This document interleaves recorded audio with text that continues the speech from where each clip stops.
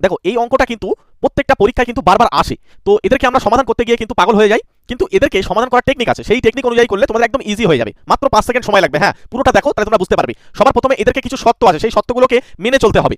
কি প্রথম হচ্ছে, দেখো এখানে এই ডবল লাইন রয়েছে আর এখানে হচ্ছে 495, তোমাদেরকে দেখতে হবে যে এইটা দিয়ে এটাকে কাটাকুটি করা যাচ্ছে কিনা। উত্তর হচ্ছে হ্যাঁ যাচ্ছে, সেটা কত হচ্ছে 5, এবং এই 5টা কি এই নিচেই এখানে আসে? উত্তর হচ্ছে হ্যাঁ আসে, তাহলে 1 নম্বর সত্য কিন্তু এখানে হলো, 1 নম্বরটা সত্য হলো। এবার দ্বিতীয় নম্বর কেসটা আমাদেরকে দেখতে হবে, উপরে রয়েছে 494, নিচে রয়েছে 495, তাহলে এদের মধ্যে গ্যাপ কত? এদের মধ্যে গ্যাপ হচ্ছে 1, তাহলে সেই একটা কি এখানে আছে?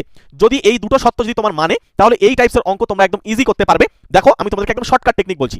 শর্টকাট টেকনিক দিয়ে কি, এখানে দেখবে কটা 9 রয়েছে, জাস্ট সেই দুটো 9কে আমরা এখানে রাখলাম, আর ঠিক এর আগে দেখতে হবে কটা 9 থাকছে। দেখো 3টে 9, তার জন্য 3টে শূন্য বসিয়ে দেবে, ব্যাস এটাই কিন্তু আনসার। ঠিক আছে, যদি ভালো লাগে অবশ্যই একটা লাইক করে রাখো, চ্যানেলটা সাবস্ক্রাইব করে রেখে দাও প্রতিনিয়ত আমাদের শর্টকাট টেকনিকে ক্লাস পাওয়ার জন্য।